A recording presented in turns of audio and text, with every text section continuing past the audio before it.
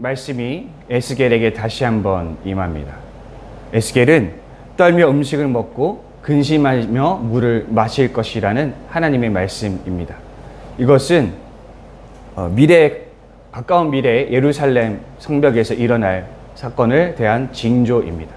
실제로 바빌론 3차 침공 때 예루살렘이 포위되어서 이스라엘 사람들, 예루살렘 주민들은 식수난과 식량난을 겪게 됩니다. 그들은 그때서 두려움 중에 근심하며 떨면서 먹고 마시게 될 것입니다. 이 예언의 청중인 유배지의 유대인들은 비로소 그때가 돼서야 에스겔의 행위가 이때를 위함이라는 사실을 알게 될 것입니다. 지금 우리는 지속적으로 하나님의 심판이 에스겔을 통하여 예루살렘에 선포되고 있는 것을 계속해서 보고 있습니다. 왜 하나님의 무서운 심판이 이렇게 예루살렘에 임하고 있는 것일까? 이런 심판이 임하게 되는 이유를 주목해 보자면 19절에서는 이 심판에 대한 직접적인 원인이 등장하고 있습니다. 그것은 바로 이 땅 모든 주민의 포악 때문입니다. 여기서 등장하는 포악함이라는 단어는 이전에도 등장했던 폭력이라는 단어와 동일한 의미를 가지고 있습니다. 곧 예루살렘 주민들의 포악하며 불의한 행위를 지시하는 것입니다. 하나님이 보시기에 예루살렘의 모든 거주민들은 하나같이 폭력적인 행실로 범죄를 저지르고 있었던 것입니다. 여기서 예외는 단 한 사람도 찾아볼 수가 없습니다. 하나님이 보시기에 예루살렘 주민의 모든 사람들은 사회적 불의를 참석하고 있었고 참가하고 있었고, 그로 인해서 예루살렘 온 성은 사회적 불의가 만연한 곳이 되어버린 것입니다. 어디선가 익숙한 풍경이 떠오르지 않습니까? 우리는 하나님께 심판을 받았던 소돔과 고모라를 기억하고 있습니다. 하나님의 천사들이 이 소돔의 롯에게 찾아왔을 때를 우리가 떠올려 보면, 그때 롯을 제외한 모든 사람들이 노소를 막론하고 원근 각지에서 롯의 집으로 몰려들었다라고 기록하고 있습니다. 롯을 제외하고는 소돔성의 모든 사람들은 하나같이 악한 자들로서 그 폭력에 가담하고 있는 것이죠. 아브라함은 소돔성에서 의인 10명만 찾으면 심판을 면해달라고 하나님께 간청했습니다. 그러나 하나님이 보시기에 이 소돔성에는 의인 10명, 고작 의인 10명이 찾을 수가 없어서 소돔성은 처참한 심판을 당해야만 했던 것이죠. 오늘 비슷한 풍경이 예루살렘에서 재현되고 있습니다. 하나님이 보시기에 이 예루살렘은 그 주민 한 사람도 빠짐없이 모두가 이 포악함에 가담하고 있습니다. 그 거주민들은 하나같이 악인들입니다. 의인을 도저히 찾아볼 수가 없는 것이죠. 예루살렘은 소돔성과 같이 철저히 타락한 악한 도시였던 것입니다. 우리는 이 하나님의 심판이 어디서 비롯된 것인지를 알 수 있습니다. 이 심판을 가져온 자들이 바로 예루살렘 주민들이라는 것이죠. 그들은 하나님의 율법을 가지고도 하나님의 은혜를 받고서도 똑같이 소돔성과 같은 하나님의 말씀을 떠나 악의적으로 행함으로써 하나님의 심판을 가져온 것이라 할 수 있습니다. 여러분은 데마라는 사람을 기억하십니까? 이 데마는 바울의 충실한 제자였습니다. 바울이 감옥에 투옥되었을 때 그는 누가와 함께 바울을 충실히 섬겼던 사람 중에 한 사람이었습니다. 그런데 이 데마는 결국 바울을 배신하고 바울을 떠나게 됩니다. 바울은 이 데마를 평하기를 이렇게 평가합니다. 데마는 이 세상을 사랑하여 나를 버리고 데살로니가로 갔고, 데마는 바울 밑에서 예수님에 대해서 또 하나님 나라의 복음에 대해서 배웠을 것입니다. 아마도 바울의 충직한 제자였다는 사실을 보아 그가 복음을 받아들인 예수님의 제자라는 사실을 우리는 알 수 있습니다. 그런데 데마는 결국 이 세상을 사랑하여 복음을 저버리고 세상을 향해 떠났다라는 것입니다. 예수님을 믿어도 복음을 받아들여도 세상으로 얼마든지 돌아갈 수 있습니다. 죄가 무언지를 깨닫고도 죄인이라는 고백을 하면서도 다시 죄의 노예가 될 수 있습니다. 히브리서는 이에 대해서 참고할 만한 이야기를 들려줍니다.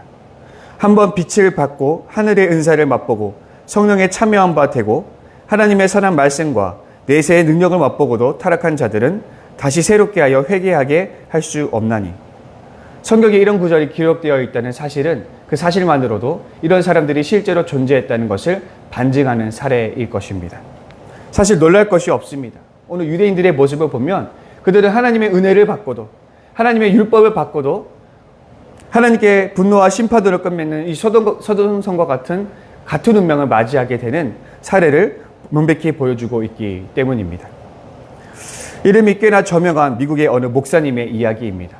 이 목사님은 한창 이름을 떨치면서 영향력을 행사하는 가운데 성추문과 관련된 스캔들이 터져서 결국 감옥의 실형을 선고받게 됩니다.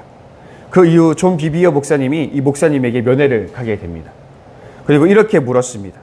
당신은 언제 하나님에 대한 믿음을 잃어버리고 예수님에 대한 사랑이 식어졌습니까? 그랬더니 전혀 예상하지 못했던 대답이 들려왔습니다. 나는 이제까지 단 한 번도 예수님을 사랑하지 않은 적이 없었고 하나님을 믿지 않았던 적이 없었습니다. 하나님을 사랑한다고 고백하면서도 타락할 수 있음을 우리는 깨달아야 합니다. 하나님을 믿는다고 여전히 고백하면서도 우리는 죄를 지을 수 있다는 사실을 다시 한번 깨달을 수 있어야 합니다. 오늘 예루살렘의 타락과 심판을 타산지석으로 삼을 수 있는 우리가 될 수 있기를 바랍니다. 만물보다 거짓되고 심히 부패한 것은 마음이라 라고 예레미야서에서 경고하고 있습니다. 우리 안에는 부패성이 있습니다. 부패하려는 마음이 있습니다. 그래서 우리는 언제든지 부패할 수 있습니다. 우리는 언제든지 세상으로 돌아가 세상에 동화될 수 있습니다. 존 웨슬리는 신앙의 정체가 곧 신앙의 도태라고 말한 바 있습니다. 우리가 적당한 신앙의 수준에 안주할 때 우리의 신앙의 정체가 시작이 되는데 그 신앙의 정체는 단순히 정체에 머무르는 것이 아니라 우리 안의 부패성으로 인해서 우리를 도태시키게 만든다라는 것이죠. 하나님의 사랑과 은혜에 안주할 때에 우리의 신앙은 정체되고 우리의 신앙은 도태하게 될 것입니다. 지하수처치 성도 여러분, 성숙한 신앙을 위해 달려나가는 우리가 되기를 바랍니다. 성화된 삶을 위해서 더욱 정진하는 우리 지하수처치 성도들 될 수 있기를 바랍니다. 그래서 우리 안의 부패성을 성화된 삶으로 극복하여 이겨낼 수 있는 복된 저와 여러분이 될 수 있기를 간절히 소망합니다. 에스겔의 환상이 끝나고 또 다른 환상이 임합니다. 하나님께서는 이스라엘의 떠도는 속담 이야기를 꺼내십니다. 날이 더디고 모든 묵시가 사라지리라 라는 속담 이야기를 꺼내드시는데 이 속담의 뜻은 즉슨 하나님의 예언의 말씀은 더디 이루어지며 사라지며 결국엔 응하지 않게 된다라는 것이죠. 새 번역에서는 이렇게 말하고 있습니다. 세월이 이만큼 흐르는 동안 환상으로 본 것치고 그대로 이루어진 것이 있더냐. 이것은 이스라엘 백성들이 하나님 말씀에 대한 태도가 어떠한지를 그대로 보여주고 있습니다. 유대인들은 하나님의 말씀을 전혀 귀담아 듣고 있지 않습니다. 하나님의 예언은 그저 먼 훗날에 대한 이야기를 하고 있는 것이 아니냐, 혹은 더디 이루어지고 혹은 사라져서 임하지 않는 것이 아니냐라는 반응을 보이면서 하나님 말씀을 무시하고 있는 것이죠. 그 대신 그들은 허탄한 묵시와 아첨하는 복수를 의지하고 있는 형편에 처해 있습니다. 예루살렘이 남유다 왕국의 멸망을 예언했을 때에도 동일한 일들이 있었습니다. 예루살렘이 안전할 것이라는 거짓 예언들이 무성하며 예루살렘 백성들을 안심시키고 있었던 것입니다. 대래 거짓 예언자들은 예레미야를 박해하면서 그 예언이 가짜 예언이라고 치부하였습니다. 그런데 백성들은 누구의 편을 들었습니까? 바로 가짜 예언자들의 편을 들었던 것입니다. 그리고 이 비슷한 현상이 또 한 차례 오늘 거듭되고 있는 것입니다. 예루살렘이 무너지지 않을 것이라는 거짓 예언들이 선포되고 그 예언들은 사람들을 통해서 끊임없이 재생산됩니다. 사람들은 그 예언을 철석같이 믿고 의심치 않습니다. 그리고 그 거짓 예언 속에서 거짓된 안정을 되찾고자 하는 것입니다. 그리고 오히려 하나님 말씀인 에스겔의 예언은 불견한 소리로 믿음 없는 궤변이라고 여기며 자신들의 거짓된 안정에 심취한 자신들의 마음이 흔들리지 않도록 그 말씀을 철저히 배격했을 것입니다. 유대인들이 하나님 말씀을 받아들이지 않았던 이유가 무엇일까 곰곰이 생각해 보면 에스겔의 예언이 그들의 소망과 부합하지 않았기 때문이 아닐까라는 생각을 해보게 됩니다. 여러분, 그들의 소망이 무엇입니까? 안전하다, 평안하다라는 거짓된 소식입니다. 예루살렘이 남유다가 멸망당하지 않고 하나님의 보호와 은혜 속에 안전할 것이라는 그런 소망이 그들의 소망인 것이죠. 그러나 에스겔의 예언은 이들의 소망에 부합하지 않았던 것이죠. 반대로 거짓 예언은 이들의 허황된 소망에 부합했습니다. 오늘 그들이 귀 기울였던 것은 무엇이냐? 허탄한 묵시며 복술인데, 복술은 곧 아첨하는 복술이었다라는 것이죠. 입술에 혀같이 듣기에 달콤한 말이라는 것이죠. 그래서 이들은 가짜 예언에 반응한 것입니다. 요즘에 가짜 뉴스가 사회적으로 중요한 사회적 화두가 되고 있습니다. 가짜 뉴스가 이렇게 위세를 떨치는 이유가 무엇일까요? 이에 대해서 유발 하라리는 사람들이 진실에 대해서 사실 관심이 별로 없다라고 이야기를 합니다. 진실은 값이 비싸고 또 복잡하고 또 때로는 불편하기 때문입니다. 맞습니다. 사람들은 어찌 보면 진실을 알고 싶은 것이 아닙니다. 자신의 신념이나 생각이 합치되는 그런 목소리를 듣고 싶을 뿐인 것이죠. 유대인들의 신앙도 이런 식일 수 있다는 사실을 우리에게 알려줍니다. 유대인들이 하나님에게 듣고 싶은 것은 정말로 진실한, 불편하면서 진실한 어떤 진리의 목소리가 아니라 그냥 자신들이 소망하는 바를 듣고 싶을 따름입니다. 마치 우상숭배와 같습니다. 우상숭배의 기저에는 자신의 욕망을 실현하려는 동기가 숨겨져 있지요. 바알신이 그렇게 위세를 떨치는 것은 바알신이 풍요의 신이기 때문입니다. 풍요로워지려는 인간의 욕망을 투영되었기 때문에 사실 바알 숭배는 바알이라는 어떤 신상을 숭배하기 위함이 아니라 풍요로워지려는 자신의 욕망을 숭배하는 것이라 할 수 있습니다.